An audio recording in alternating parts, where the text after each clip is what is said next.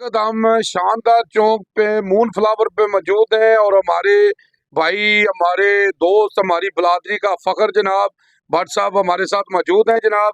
तो आइए इनसे पूछते हैं जनाब कि चैम्बर के बारे में वो क्या कहेंगे। जी समझ। जी, पहले तो बात है कि आपका बहुत ज़्यादा शुक्रिया जी कि आप तशरीफ़ लेकर आए।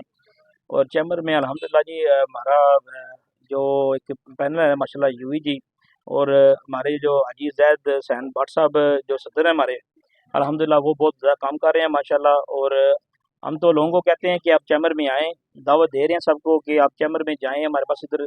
हम भी साथ जाएँगे आपके उधर, बैठते हैं, हमारा एक टाइम टेबल है उधर, और आप आएँ, आपको इंशाल्लाह अवेयरनेस देंगे।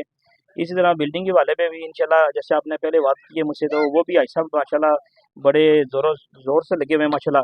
क्योंकि चैम्बर की ना जेल में बिल्डिंग नहीं थी, तो आज अल्हम्दुलिल्लाह हमारे जो हाजी ज़ैद साहब हैं बहुत एक्टिव हैं अल्हम्दुलिल्लाह। अल्लाह उनको सेहत दे।